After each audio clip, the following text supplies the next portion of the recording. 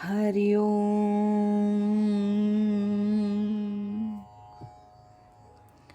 पूजनीय स्वामीभक्त डॉक्टर सुषमाताई वाटवे यांनी लिहिलेल्या स्पर्श परिसाचा या ग्रंथमालिकेतील पहिल्या भागाचं वाचन आपण ऐकत आहोत. आज ऐकूया यातील प्रकरण 5, तयाचे बिसाट शब्द, याचा भाग 2. पारमार्थिक गुण कसे वाढवता येतील ते पाहावं. गुण वाढले की सद्गुरूंचं प्रेम जास्त मिळतं. पहिल्या संस्कारापासून अंत्यसंस्कारापर्यंत सगळे संस्कार व्हायला पाहिजेत. संस्कारामुळे मन समतोल राहतं. संस्कारहीनः पशुभिः समानः. संस्कारहीन मनुष्य आणि पशु दोन्ही एकच, काही फरक नाही. प्रत्येक कर्म असं करावं की त्या कर्मानं आपल्याला आनंद होईल. ज्या कर्मानं दुःख वाटेल असं कर्म करू नये.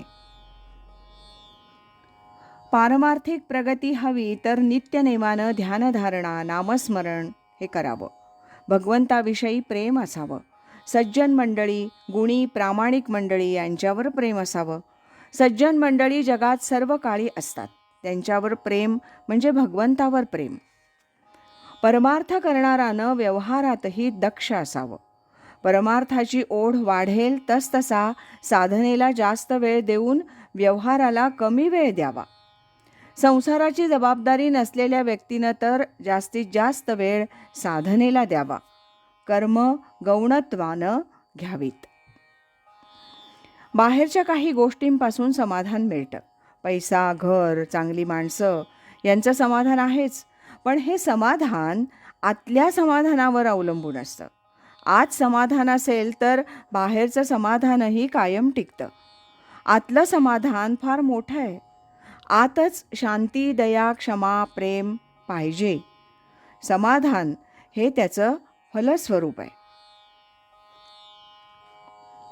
ज्या तऱ्हेचा विचार मनुष्य करतो त्या तऱ्हेचं वातावरण त्याच्या आजूबाजूला तयार होत असतं. म्हणून मनुष्यानं नेहमी चांगला विचार करावा. प्रकृतीला उपाय नाही.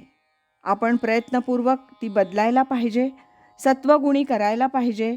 प्रकृती बदलल्याशिवाय आपल्याला आनंद मिळणार नाही.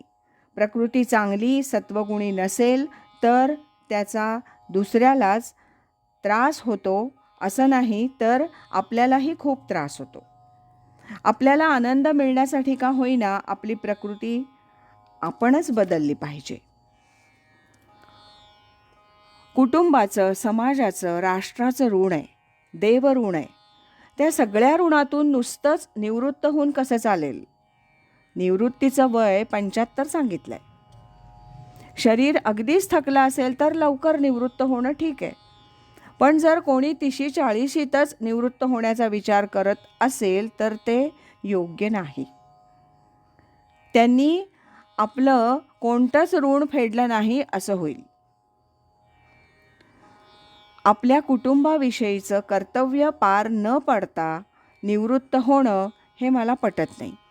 मग एकतर तो सर्व घरदार सोडून अरण्यात निघून गेला पाहिजे, पण जोपर्यंत तो समाजाचा घटक म्हणून राहतो, समाजात व्यवहार करतो, खातो पितो, नोकरी धंदा करतो, तोपर्यंत निवृत्तीचे विचार काय म्हणून? समाजाची दैन्यावस्था बघून रागारागानं निवृत्त होणं हे योग्य नाही. आत्मज्ञान झालं म्हणून समाजापासून अलिप्त झाला तर एखाद वेळेला चालेल, पण ज्ञानी पुरुषानं देखील समाजात राहून समाजाला मार्गदर्शन करावं. हे जास्त चांगलं. भगवंतांना देखील तेच मान्य आहे. मानसपूजा ही प्रत्येक पूजेपेक्षा जास्त चांगली. पार्थिव पूजेला मर्यादा पडते, पण मानसपूजा ही अमर्याद. मानसपूजा झाल्यानंतर आत्मनिवेदन करावं. मी कोणीही नाही, तो परमेश्वरच सर्व ठिकाणी भरून आहे. माझ्या आत बाहेर मागे पुढे तोच आहे अशी कल्पना करावी आणि मीही त्याच्याशी एकरूपच आहे या भावानं आत्मनिवेदन करावं. सर्व साधनांचा शेवट आत्मनिवेदनात होतो. श्रावणापासून सुरू झालेली भक्ती आत्मनिवेदनात संपते. आत्मनिवेदन म्हणजे सोहम. सर्व भक्तीच्या प्रकारात आत्मनिवेदन भक्ती श्रेष्ठ. मी कोण, परमात्मा कोण हे जाणायचं. निर्गुण परमात्मा आणि आपण एकरूप हा बोध जोपर्यंत नाही तोपर्यंत भक्तीचं पूर्ण फळ मिळत नाही. पूर्ण फळ मिळायला आत्मनिवेदनच व्हायला लागतं. आज इथेच थांबूया. यानंतरचा तिसरा भाग आपण उद्या ऐकूया. सद्गुरु असती अंतरात, सच्शिष्या ते जागवीत. हरि ओम तत्सत.